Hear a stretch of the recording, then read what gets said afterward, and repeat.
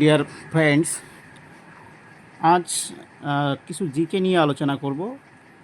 মানে জিকেটা থাকবে দিবস সম্পর্কে।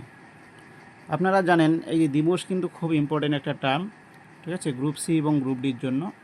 মানে এখান থেকে কোশ্চেন আসবেই আসবে। আপনারা যদি এই কয়েকটা কোশ্চেনে কমপ্লিট করে রাখেন তাহলে আমি গ্যারান্টি দিচ্ছি আপনারা এখান থেকেই কমন পেয়ে যাবেন। দেখুন, প্রথমে আছে ওয়ার্ল্ড ডে ফর ওয়ার অরফানস। অরফানস মানে হচ্ছে অনাথ বোঝাচ্ছে, ঠিক আছে। এই দিবসটা কবে পালিত হয়, কত তারিখে পালিত হয়? World Day for War Orphans. দেখুন তাহলে আমি কিন্তু এখানে এমসিকিউ রাখিনি, একদম প্রশ্ন উত্তর। যারা পড়েছেন তারা এখানে প্র্যাকটিস করবেন, আর যারা এখনও পড়েননি তারা এটা খাতায় নোট করেও লিখতে পারেন। এটা কিন্তু 6ই জানুয়ারি, মনে রাখবেন, এটা হচ্ছে 6ই জানুয়ারি, ঠিক আছে। বিশ্ব সাইকেল দিবস কবে পালিত হয়? দেখুন বন্ধুরা, সেকেন্ড কোশ্চেনটা কী ছিল? বিশ্ব সাইকেল দিবস কবে পালিত হয়? এটা 3ই জুন বা 3রা জুন বলতে পারেন, ঠিক আছে। পরের কোশ্চেনটা বলা আছে, মানে 3 নম্বর দাগের কোশ্চেনটা আমি বলছি। প্রতি বছর কোন ভারতীয় জাতীয়তাবাদী নেতার জন্মবার্ষিকীতে পরাক্রম দিবস হিসেবে পালিত হয়? কোন নেতার জন্মবার্ষিকী পরাক্রম দিবস হিসাবে পালিত হয়? যারা জানেন তারা একটু কমেন্ট করবেন, তাতে আপনাদের প্র্যাকটিস হবে। যারা জানেন না তারা লিখে নেবেন, তাহলে প্র্যাকটিস হবে। আমরা গ্রুপ সি এবং গ্রুপ ডির জন্য অবশ্যই খাতা কলম প্রস্তুত করে লিখে লিখে প্র্যাকটিস করব। তাহলে এটা মনে রাখবেন, প্রতি বছর কোন ভারতীয় জাতীয়তাবাদী নেতার জন্মবার্ষিকী পরাক্রম দিবস হিসেবে পালিত হয়? এটা কিন্তু নেতাজি সুভাষচন্দ্র বোস। নেতাজি সুভাষচন্দ্র বোস, এনার জন্মবার্ষিকীটাকে কিন্তু আমরা কী হিসেবে পালন করি?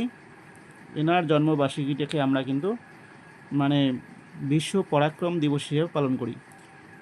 কখন বা কবে বিশ্ব জনসংখ্যা দিবস পালিত হয়? দেখুন, বিশ্ব জনসংখ্যা দিবস পালিত হয় 11ই জুলাই, মনে রাখবেন, 11ই জুলাই। কার জন্মদিনটি জাতীয় ঐক্য দিবস হিসেবে পালিত হয়? দেখুন, খুব সুন্দর একটি কোশ্চেন। আমাদের ভারতীয় একজন নেতা, কার জন্মদিনটি জাতীয় ঐক্য দিবস হিসেবে পালিত হয়? উত্তরটা অবশ্যই সর্দার বল্লভভাই প্যাটেল।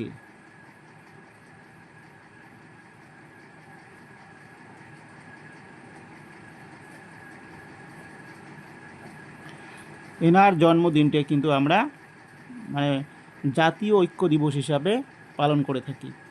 বিশ্ব পরিচ্ছন্নতা দিবস, এর পরের কোশ্চেনটা আছে বিশ্ব পরিচ্ছন্নতা দিবস। বিশ্ব পরিচ্ছন্নতা দিবস কবে পালিত হয়? যাদের জানা আছে অবশ্যই কমেন্ট করে জানাবেন।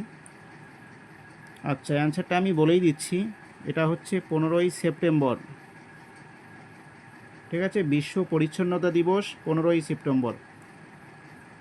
7 নম্বর কোশ্চেনটা বলা আছে বিশ্ব রেড ক্রস দিবস। বিশ্ব রেড ক্রস দিবস কবে পালিত হয়? এটা হচ্ছে 8ই মে, মনে রাখবেন। বিশ্ব রেড ক্রস দিবস হচ্ছে 8ই মে, MAY। এগুলো খাতায় লিখে লিখে যদি প্র্যাকটিস করা যায় বন্ধুরা, দেখবে এগুলোর মধ্যে অবশ্যই কমন চলে আসবে। বিশ্ব ছাত্র দিবস কবে পালিত হয়? বিশ্ব ছাত্র দিবস পালিত হয় 15ই অক্টোবর, 15 অক্টোবর। 9 নম্বর কোশ্চেনটা ছিল বিশ্ব ওজোন দিবস কবে পালিত হয়? দেখুন, এখানে ওজোন বলতে ওজোন স্তরের কথা বলা হচ্ছে। বিশ্ব ওজোন দিবস পালিত হয় 16ই সেপ্টেম্বর।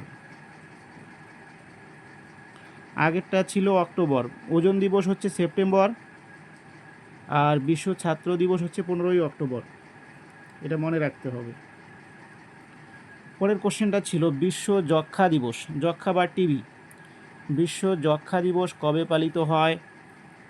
বিশ্ব যক্ষ্মা দিবস পালিত হয় 24শে মার্চ।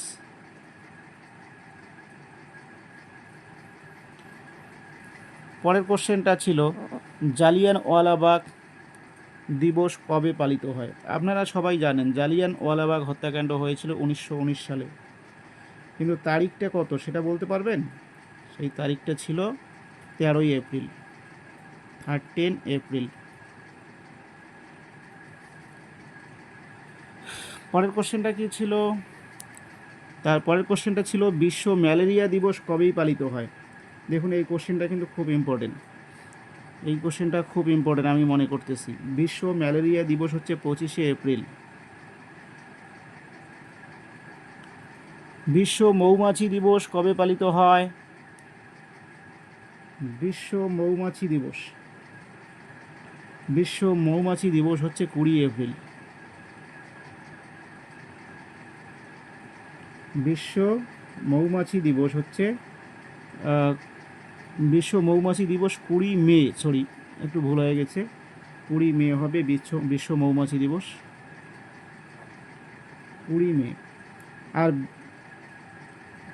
বিশ্ব ম্যালেরিয়া দিবস 25শে এপ্রিল, আর বিশ্ব মৌমাছি দিবস হচ্ছে 20 মে। আর জাতীয় বিজ্ঞান দিবস কবে বন্ধুরা বলুন? এটা হচ্ছে 28, মানে বাংলাটাকে আপনারা 24 মনে করতে পারেন, সেজন্য আমি মানে ইংলিশটাকে এটা 24 মনে করতে পারেন, এটা কিন্তু 8, হ্যাঁ। 28শে ফেব্রুয়ারি হচ্ছে বিশ্ব বিজ্ঞান দিবস। এই দিনে কিন্তু আমাদের ভারতীয় বিজ্ঞানী যার নাম ছিল সিভি রামন, তিনি কিন্তু এই দিনে রামন এফেক্ট আবিষ্কার করেছিলেন। ঠিক আছে, তো আপনারা এইভাবে যদি জেনারেল নলেজগুলো চ্যাপ্টার ওয়াইজ প্র্যাকটিস করেন, যেমন আজকে আমি দিবস সম্পর্কে আলোচনা করলাম, তারপরে আপনারা ধরুন ভারতীয় যে হেরিটেজ সাইটগুলো আছে সেগুলো একদিন প্র্যাকটিস করবেন। হ্যাঁ, এইভাবে যদি একটা সাবজেক্ট ওয়াইজ প্র্যাকটিস করা যায় তাহলে গ্রুপ সি এবং গ্রুপ ডিতে কিন্তু অবশ্যই প্রশ্ন কমন পাওয়া যাবে। তাহলে বন্ধুরা, আমার ভিডিওটি কেমন লাগলো অবশ্যই কমেন্ট করে জানাবেন, এবং সংক্ষেপে একটা ক্লাস চালিয়ে দিলাম। এবং আপনারা কি করবেন, আমার চ্যানেলটাকে সাবস্ক্রাইব করে রাখবেন, তাহলে আমি প্রত্যেক দিন নতুন নতুন ভিডিও নিয়ে আসতে পারবো। থ্যাংক ইউ, আজকে এই পর্যন্তই।